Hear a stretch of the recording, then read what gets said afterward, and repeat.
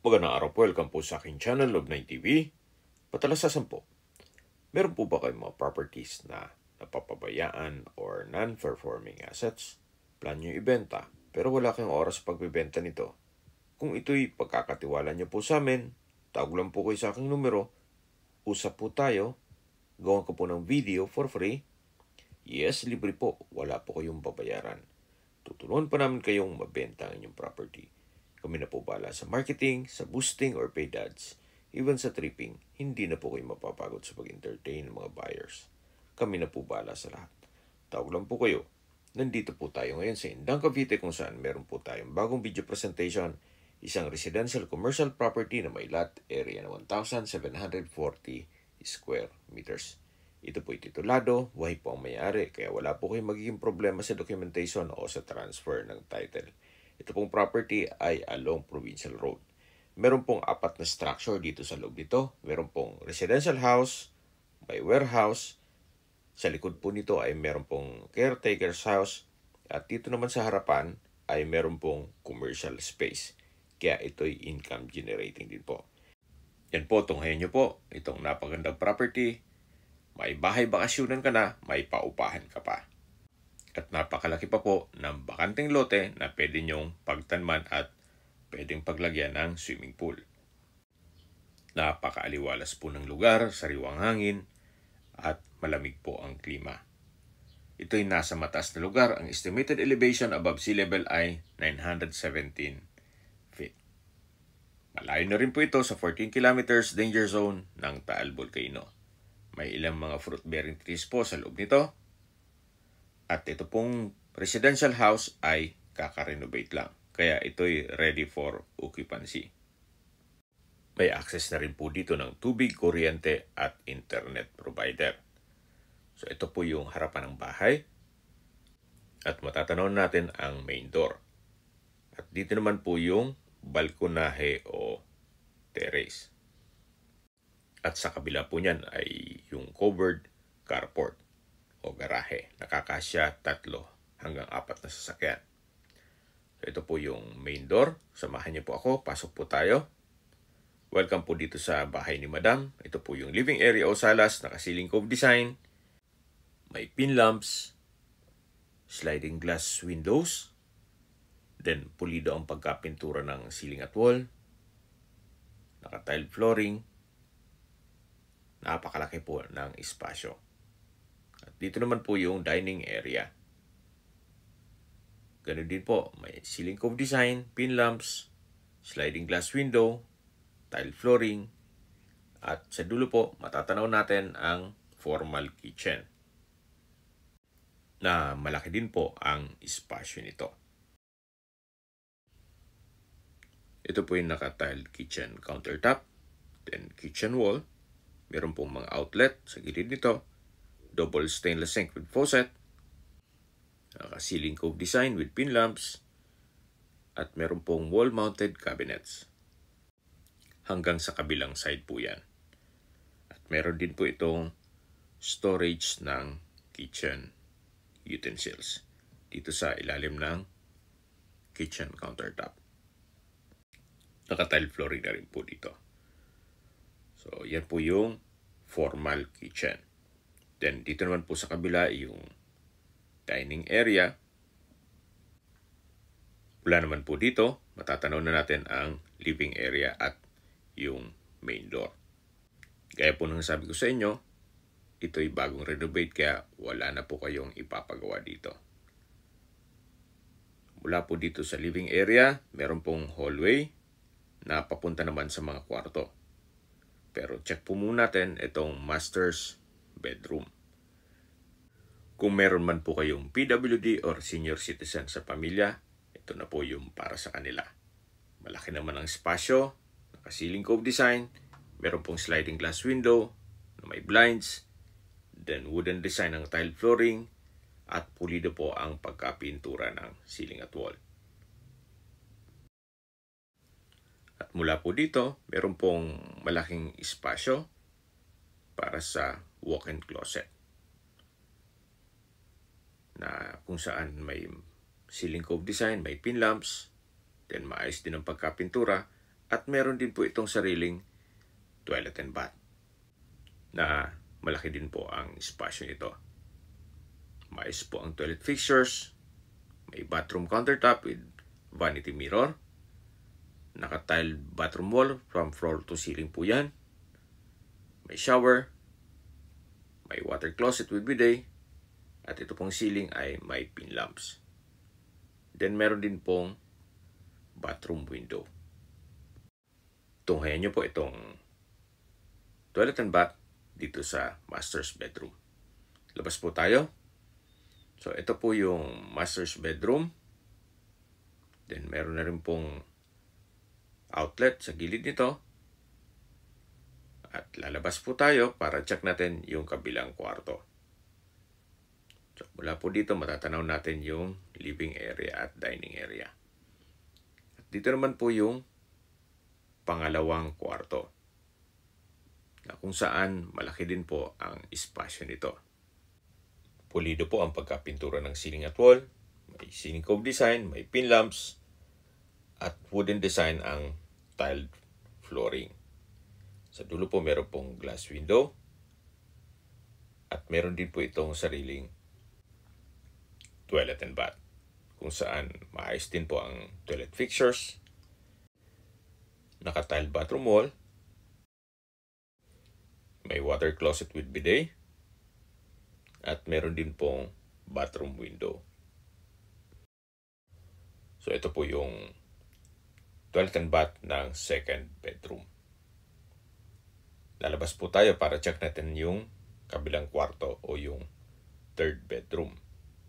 Dito po sa third bedroom ay sa spasyo, sakto lang. Hindi naman siya ganun kaliit at hindi naman ganun kalaki.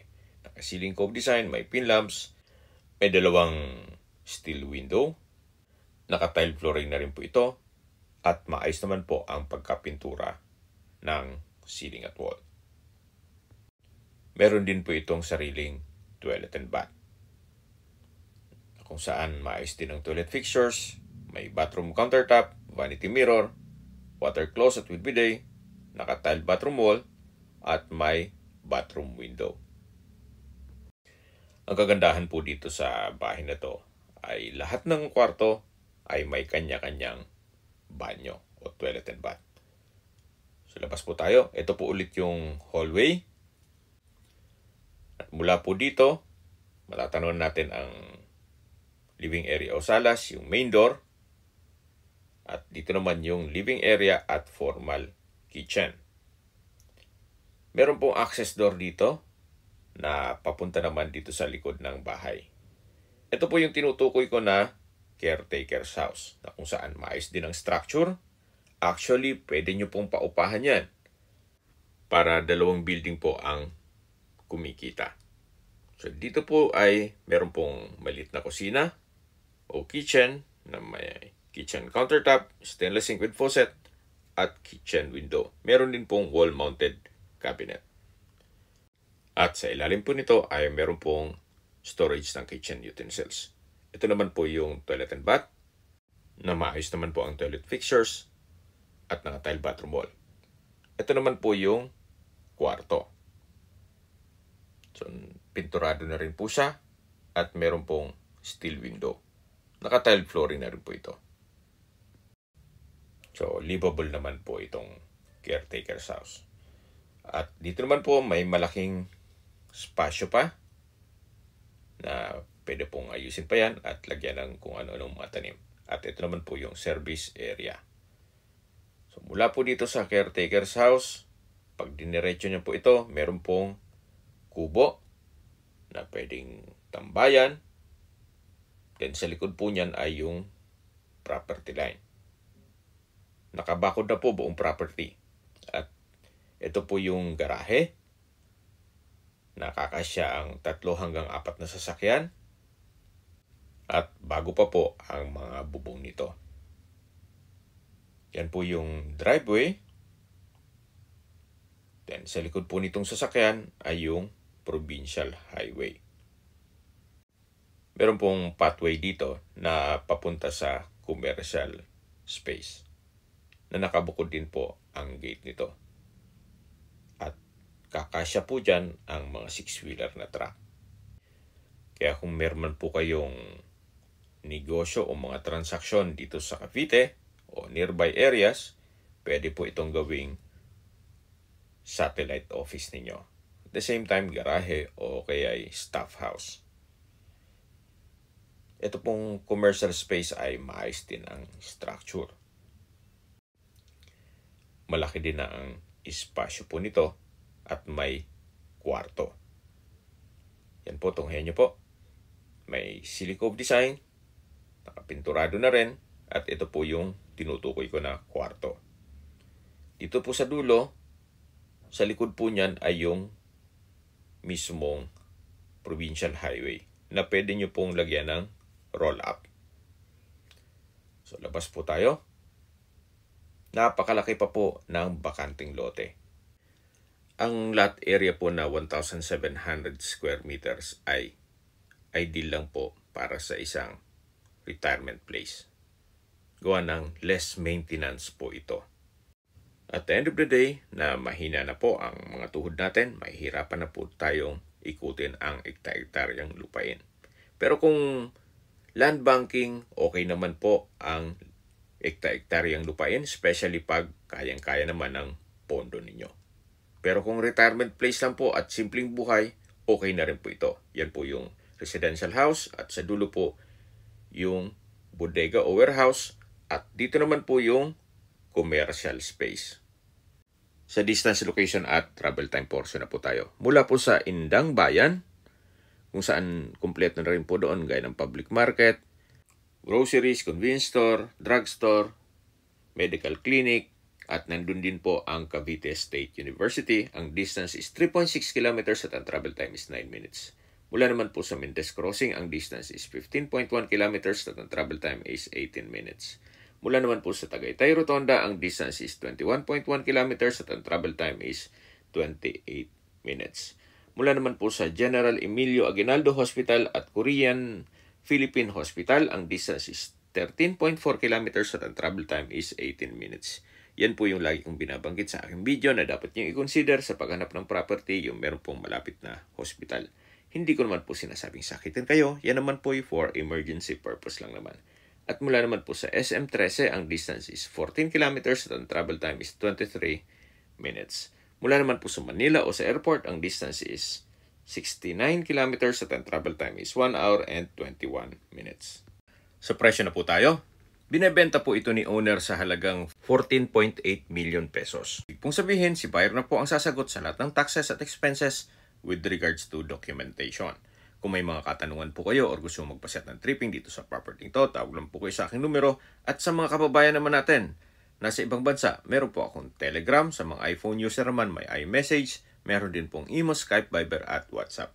Same number lang po, 0917-316-3399. Sa mga nagtatanong naman po ng aming Facebook, meron po aming Facebook page na Nov9TV at Facebook Reels Video. Meron din pong TikTok at Instagram na Nov9TV. Meron din po kami ibang YouTube channel na The Nov9TV Channel at AC Listings. Sana po na ibigyan nyo ang aming video presentation. Paki-like and subscribe na lang po sa aking channel para ma-update din po kayo sa aking future listings. Kung sakali po hanap nyo yung mas malaking sukat ng lupa, meron din po kami ibang listings na pwede nyong pagpilian. Huwag po kayong mag-atubiling tumawag sa amin, then let us know your budget para malaman namin kung anong property pwede namin ilok sa inyo. Sa lahat pong viewers, subscriber at nagtiwala po sa amin, salamat po sa suporta. Ingat po kayo lagi at yung pamilya. Maraming salamat po.